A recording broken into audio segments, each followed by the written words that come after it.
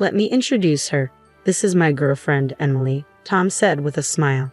The woman beside him greeted everyone. Nice to meet you all. Your girlfriend? I was in shock. Tom casually responded. Oh right, I haven't told you. I'm going to marry Emily, so I want a divorce. What? I was too stunned to speak. Tom continued. I realized my parents were right. Being with an older woman like you is getting tough. Emily's young. She's 23. New houses and women are always better, right? Emily nodded in agreement.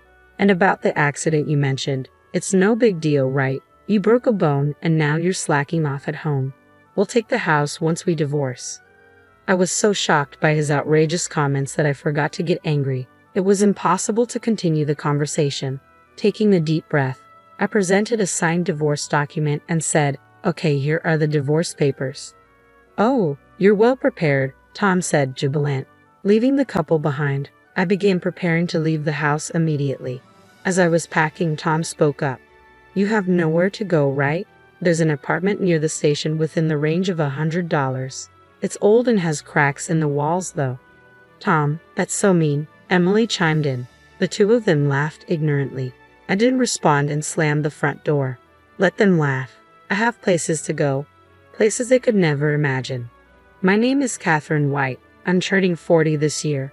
I married Tom when I was 35, 3 years ago. We don't have kids and live together in the house I bought when I was single. It's secondhand but refurbished and quite clean. Why did I buy a house before getting married? It goes back to my childhood. We were poor because my father was gone. To be precise, he disappeared before I could remember him. I lived with my mother, who loved me deeply, but life was tough with just the two of us. Still, having my mother was enough.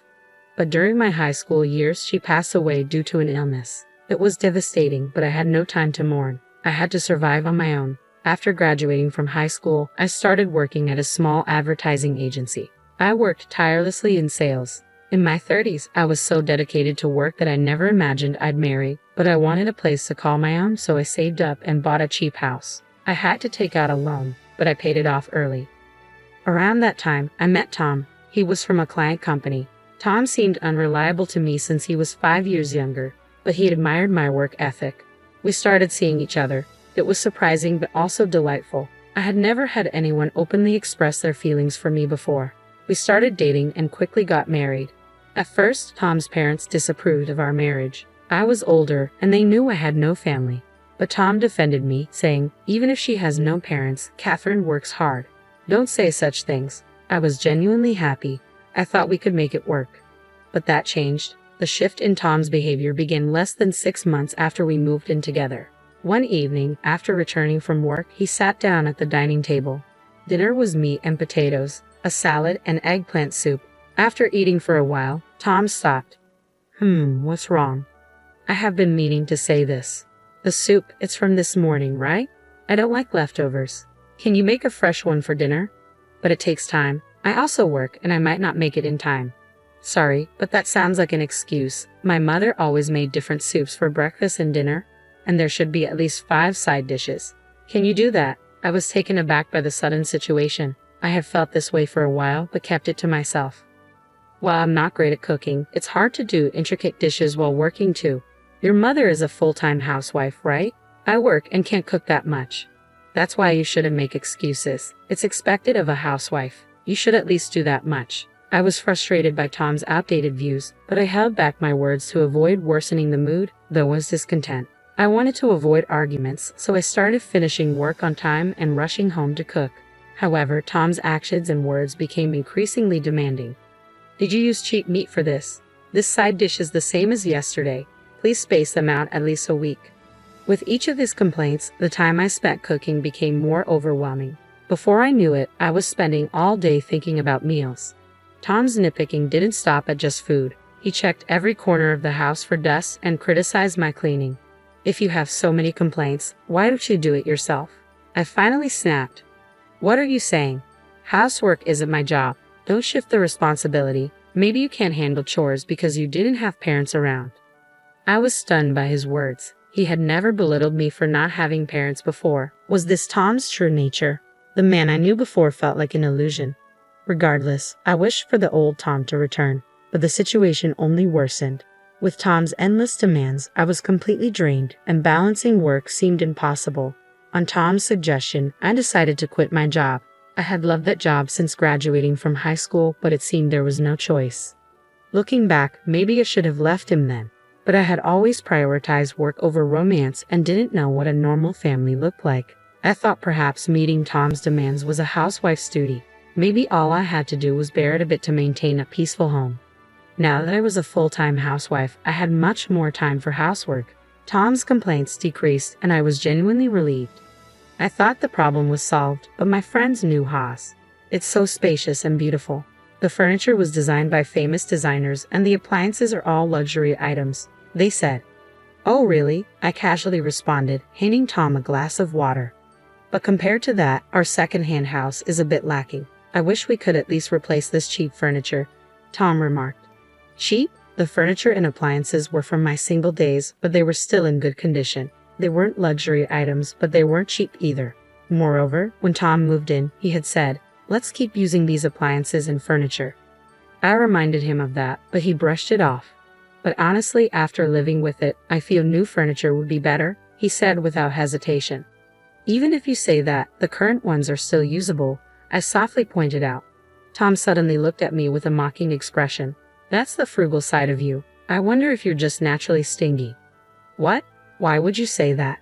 Anyway, I've quit my job, so we don't have that kind of money. You quit your job because you wanted to, didn't you? But you? Yeah, it's always my fault, he muttered dismissively and staggered off to the bedroom. How could he say such things? Anger started to boil within me, but then I thought maybe he's just drunk. He's just being brave because he's drunk. Don't mind. However, even when he was sober, Tom's attitude was getting worse. Our conversations became more hostile, and every time he spoke, it was to complain about me. What on earth happened to him? Then, without telling me, Tom went ahead and bought new furniture. On top of that, it seems he also got new golf equipment. He looked at the golf clubs with satisfaction, prettily pleased with himself. Tom has a regular job, but he doesn't earn much. He probably took out a loan now that I can't work. I was worried about repaying the loan. Anxiety grew in my heart. Then an unexpected event occurred. As usual, I was on my way to the supermarket to buy ingredients for dinner. While walking on the road, a loud horn blared from behind. Immediately after, I felt a huge impact, and then darkness consumed my consciousness. When I came to, I was staring at an unfamiliar ceiling. It seemed I was lying down. I felt pain everywhere and couldn't move. What happened to me? I wondered aloud. Oh, Miss White, have you awakened? A voice said. Where am I?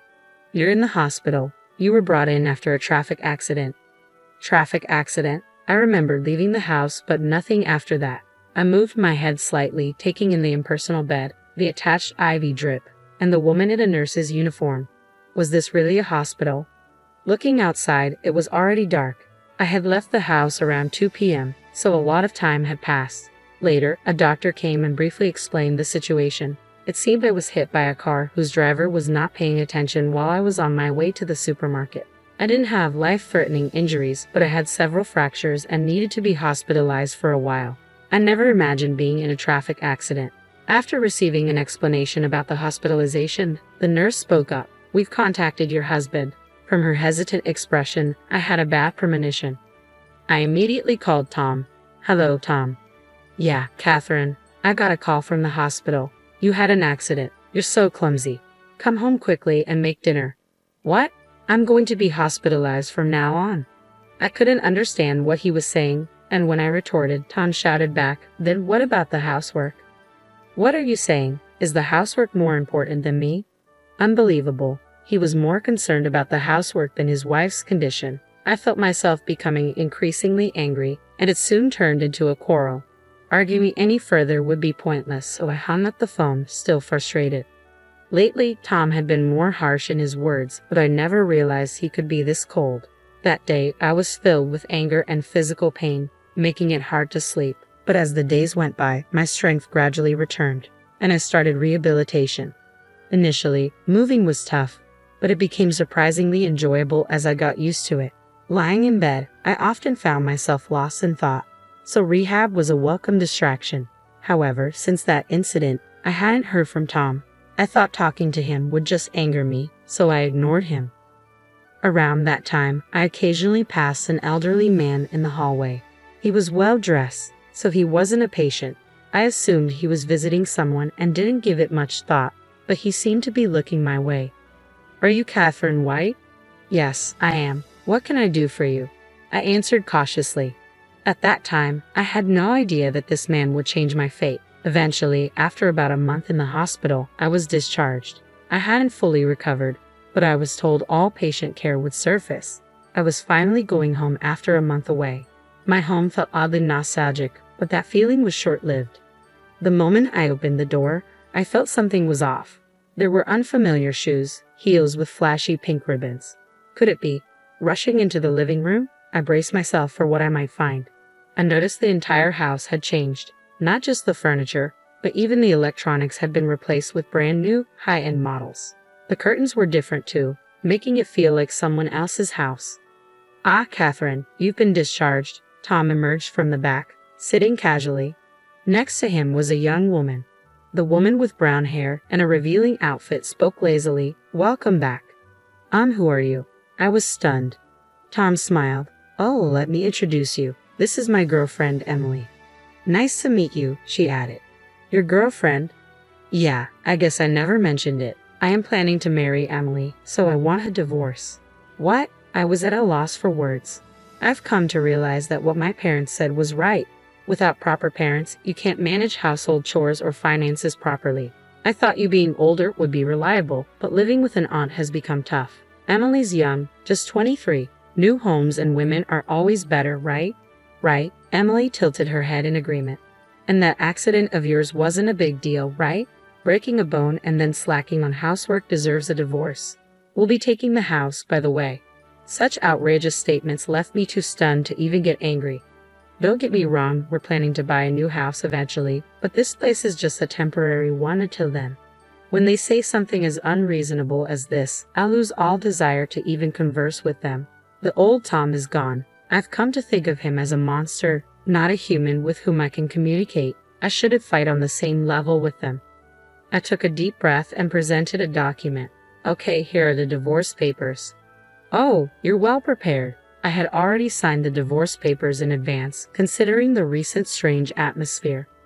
I thought this choice might come up eventually, so I quickly started packing my things. I needed to prepare to leave the house. As I was busy, Tom spoke to me. "You don't have anywhere to go, right?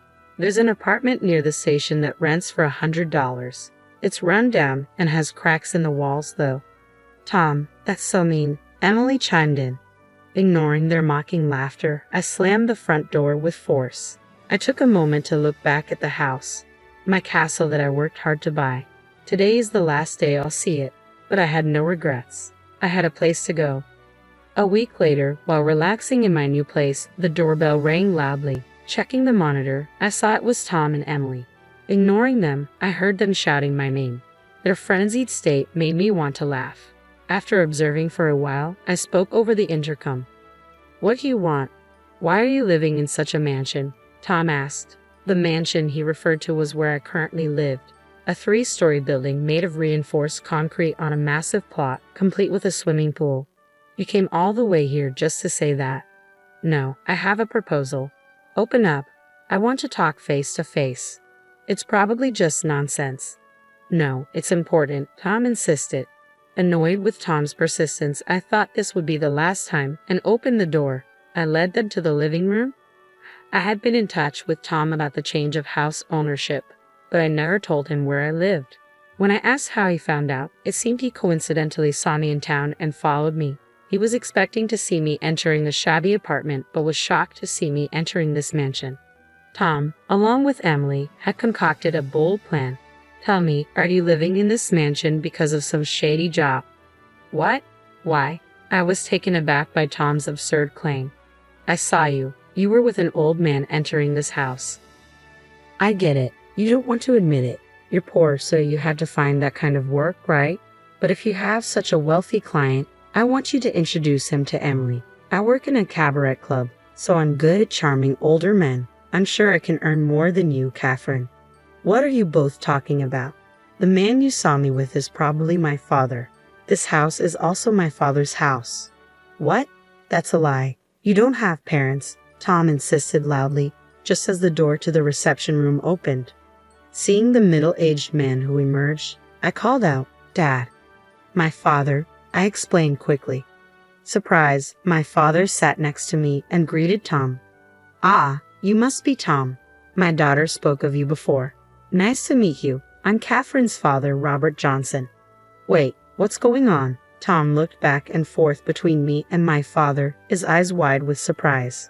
"It's understandable. I only recently reunited with my father while I was in the hospital," I began, explaining the situation. Yes, the middle-aged man who spoke to me that day was my father. My father was supposed to have disappeared. I had been told so by my mother. I thought there might have been a mistake, but after speaking with this man, I realized he was my real father. To start a business, my father went to America.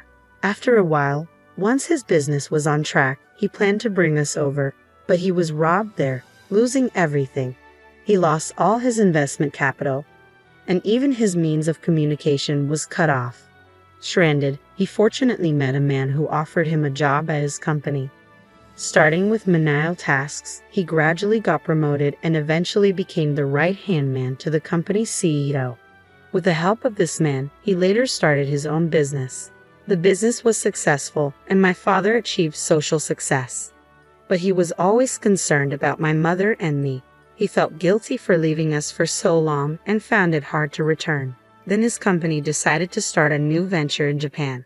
After much thought, he decided to come back. He built a house here and started looking for me and my mother. He then discovered that my mother had passed away and was deeply regretful. If only he had come back sooner. Wishing to see me as soon as possible, he visited me in the hospital. Learning the truth, I ended up living in this mansion owned by my father. I briefly explained all this. By the way, my father had also looked into Tom's affair. After occasional golfing outings, Tom would go to a hostess club where he met Emily. "So, this is my family home. Understand, I never heard about you having a rich father all of a sudden," Tom murmured in a big voice. "So, if you have so much money, will you come to the club where I work?" Emily quickly tried to hand her business card to my father. True to the type of woman Tom would choose, she was incredibly bold. But my father stopped her immediately. "I'm sorry, but I make it a point not to visit cheap imitation bars." "What?" Emily was speechless. My father frequented some establishments for work, but only the finest, high-end places. He would never go to a cheap club like where Emily works. Besides, I don't have money. Catherine inherited everything already. To the puzzled expressions of Tom and Emily, my father casually replied, "Around $800 million. It's the least I can do to make up for leaving her alone all this time." The two of them were dumbfounded, their mouths agape. "I've heard about you from Catherine, especially your insults," my father continued. "She worked hard, scrimping and saving from her meager salary to buy that house. She also did her best with household chores. Having no mother, she probably didn't get a chance to learn from anyone, yet you disparaged her and trampled on her feelings. I can't forgive you, especially when you cheated on her while you were married. If it comes to that, I can sue you." "But Tom attempted to interject. "Catherine's struggles were partly my fault too," my father continued, cutting him off. "You mocked me for being poor and for not having parents. I'm fed up with someone like you who lacks compassion. Never come back to this house again. Goodbye. Is there anything else you need? If you're done, can you leave?" I added firmly. "Ha! Help!" Tom and Emily screamed and ran away. Watching them go, my dad and I shared a laugh. It had been a while since I'd laughed so much. I knew I probably wouldn't see those two again. I could finally live in peace. Later, I found out about their subsequent misfortune. A typhoon hit the region where Tom and Emily lived, bringing heavy rain that flooded houses near overflowing rivers. Fortunately, my area wasn't affected, but their house suffered severe damage. Tom and Emily fled, but their expensive furniture, brand new golf equipment, and Emily's luxury items were all waterlogged. The house's pillars had rotted from being soaked for so long. With no place to stay, the two seemed to live in shelters for a while. Tom's family home was far away, and Emily's family situation was worse. Her parents were gambling addicts living in a tiny apartment. Emily, who worked at a nightclub, spent all her money. Tom was also in debt from buying expensive things. Tom, who relied on women for money, was now in trouble. The two, having no other options, had to move into a cheap apartment near the station that he had once told me about. It was ironic that Tom, who once mocked others, ended up living there. What you do to others will come back to you, I reflected. Unless they truly repent, they won't find peace. Meanwhile, I was thinking of job hunting since leaving my previous company. When I talked to my father about this, he offered me a position at his company. The job is in sales like before, and it's fulfilling. I'm still learning, but I work hard every day to be valuable. At my father's mansion, we often host home parties for business associates. My sales experience helps, and I can talk freely with anyone. I plan to work abroad in the future, so I'm also studying English. My father often tells me, "You look livelier now compared to when we reunited." It feels like a lie that I used to be so irritated every day when I was with Tom. Life is unpredictable, I concluded. Even if times are tough, they won't last forever. If you keep looking forward, someone will always be watching over you. I believe that, and I want to keep living brightly.